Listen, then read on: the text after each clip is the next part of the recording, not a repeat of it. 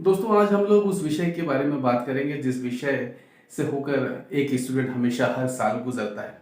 जी हाँ, मैं बात कर रहा हूँ एग्ज़ाम फियर के बारे में। एग्ज़ाम फियर एक ऐसी चीज़ है जो हर साल एग्ज़ाम से पहले आता है, एग्ज़ाम के ड्यूरेशन में बना रहता है और रिज़ल्ट आने तक ये आपका पीछा नहीं छोड़ता है। देखिए, एग्ज़ाम फ़ेलियर कोई बड़ी चीज़ नहीं है। जैसा मैंने कहा कि स्टूडेंट लाइफ़ को इससे गुज़रना ही होता है और आप ये बात अच्छी तरीके से समझ लीजिए कि एग्ज़ाम में फ़ेल होना या कम अंक लाना कोई बहुत बड़ी समस्या नहीं है और ये तय बिल्कुल भी नहीं करेगा कि आप इससे जीवन में असफल हो जाएँगे या आप अच्छे अंक से पास हो गए तो आप जीवन में कुछ बड़ा ही कर ही जाएँगे। पर हाँ, एग्ज़ाम में पास होते रहना एक अच्छी आदत है और इस आदत को बनाए रखना एक स्टूडेंट का पहला कर्तव्य है।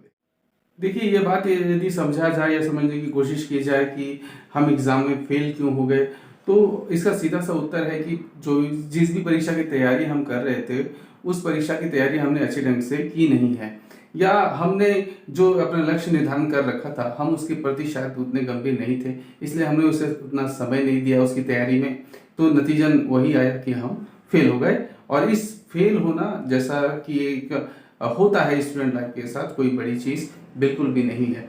अब यहाँ से आप ये निर्धारित कर लें कि यदि ऐसी कोई चीज़ आपके साथ हो गई है, यदि आप फेल हो गए हैं, तो आप किस तरीके से अपने जीवन को हैंडल करेंगे, किस तरीके से अपनी उस परिस्थिति को मैनेज करेंगे, ये बस निर्णय लेना है, उस पर काम करना है, इसके अलावा और कुछ नहीं। देखिए, सबसे पहले तो आप इस बात को अपने मन से निकाल दीजिए कि आप फेल हो गए हैं, तो लोग क्या सोचेंगे, आपके पेरेंट्स क्या सोचेंगे, आपके रिलेटिव्स क्या सोचेंगे। देखिए, फेल तो होना नहीं चाहिए लेकिन हो गए हैं तो फिर कोई बात नहीं है, है ना? और उस कड़ी में आप बिल्कुल भी मत सोचें कि दुनिया वाले आपके बारे में क्या बात कर रहे हैं। दुनिया वालों के पास अपना बहुत काम है, उनके अपनी समस्याएँ हैं, वो अपनी निजी ज़िंदगी में खुद व्यस्त हैं, खुद उसी से जूझ रहे हैं। थोड़ी बहुत हल्की-फुल्की बात कुछ सेकंड के लिए आपके बारे में हो भी गई, तो भी उससे कोई बहुत ज़्यादा फ़र्क नहीं पड़ता है। और कोई भी आपके बारे में बात कर भी रहा है, तो भी उसको आप थोड़ा इग्नोर करके अपनी लाइफ़ को आसान बना सकते हैं। एक छोटी-सी घटना को जीवन में बहुत ज़्यादा तवज्जो देकर उसको गंभीर करने की आवश्यकता बिल्कुल भी नहीं है। तो यदि आप फेल हो जाते हैं अपने किसी परीक्षा में, तो सबसे पहले तो आपको यही करना है कि चीज़ों को इग्नोर करना है और जितना उस परिस्थिति से थोड़ा-सा अपने आप को दूर रख सकें, वो चीज़ करनी है। दूसरी ये चीज़ करना है कि एक संकल्प लेना है कि हाँ, कोई बात नहीं, मैं इस एग्ज़ाम में फेल हो गया या हो गई, पर कोई बात नहीं, हम दोबारा इस परीक्षा की तैयारी करेंगे। इस बार दृढ़ संकल्पित होकर तैयारी करेंगे और निश्चित रूप से हम पास हो जाएँगे। यहाँ पर मैं आपको ये बात बिल्कुल स्पष्ट रूप से कह देना चाहता हूँ जिसको आपको मानना ही है, वो ये कि यदि आप फेल हो गए हैं, तो सबसे पहला चीज़ इस बात को मन से एकदम निकाल दीजिए कि आप परीक्षा आगे किसी भी तरीके का कोई भी परीक्षा नहीं देंगे। यानी आप फेल हो गए हो, तो आप अब कोई परीक्षा नहीं दोगे, अब कोई एग्ज़ाम नहीं दोगे, अब किसी चीज़ की तैयारी नहीं करोगे, ऐसा संकल्प बिल्कुल मत लीजिएगा।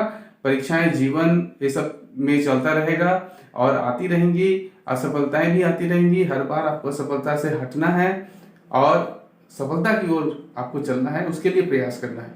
दूसरा कि कई बार मैं ऐसा सुनने में आता है और देखा भी गया है, कई बार कुछ बड़ी परीक्षाओं में लोग जब असफल हो जाते हैं, तो काफ़ी हताश हो जाते हैं। तो उस स्थिति में लोग गलत कदम, सुसाइड जैसे कदम उठा लेते हैं। वो समझते हैं कि मैं इस परीक्षा में पास नहीं हुआ तो मेरा जीवन समाप्त हो गया। ऐसा बिल्कुल भी नहीं है।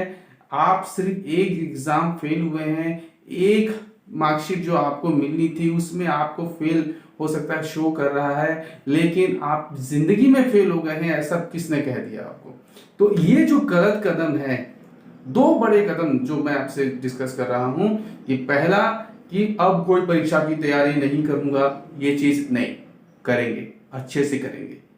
दूसरा कि सुसाइड कर लेंगे, इधर-उधर चले जाएँगे, घर छोड़ के भाग जाएँगे, ये चीज़ें बिल्कुल भी नहीं करनी। एकदम स्टॉप, शांत हो जाइए, थोड़ा-सा घूमिए-फिरिए, अच्छा खाइए, अच्छा पीजिए और अच्छी फ़िल्में देखिए, थोड़ा-सा घूमने जाइए और ये जो फेल होने का स्ट्रेस है, वो थोड़े समय का रहता है, फिर चीज़ें नॉर्मल हो जाती हैं, प्रकृति का नियम है। इसलिए इन सभी चीज़ों को कर के आप अपना स्ट्रेस को रिड्यूस कीजिए और कुछ समय के बाद वापस आइए कि अब गंभीरता के साथ चीज़ों को करना है और फिर आप निश्चित रूप से पास हो जाएँगे। पास होना कोई बड़ी चीज़ नहीं है। सरकार ने जो पैमाना तय किया है या विद्वानों ने जो पास होने के लिए जो पैमाना तय किया है आपके लिए, वो बहुत छोटा सा ही है, कोई बहुत ज़्यादा बड़ा नहीं है। फेल इसीलिए ही हो गया कि थोड़ा सा आपने ध्यान नहीं दिया, बस थोड़ा सा ध्यान ही तो देना है, और क्या है उसमें। तो पास होने में आपको बहुत ज़्यादा संघर्ष करने की आवश्यकता है, ऐसा बिल्कुल भी नहीं है। और आज के दौर में जहाँ पे सारी चीज़ें डिजिटलाइज हो गई हैं, आपके पास बहुत सारे संसाधन हैं। यूट्यूब हमारा एक इतना बड़ा प्लेटफॉर्म है, हमारे पास गूगल है, हम घर बैठे सारी इंफॉर्मेशंस को आसानी से समझ सकते हैं। यूट्यूब तो एक वरदान है, मैं समझता हूँ आज के समय में। कोई भी टॉपिक आपको समझ में नहीं आ रहा है, बस आप एक बार यूट्यूब में टाइप तो कीजिए, एक से बढ़कर एक टीचर्स वहाँ पे मिलते हैं और वो आपको चीज़ों को समझाते हैं।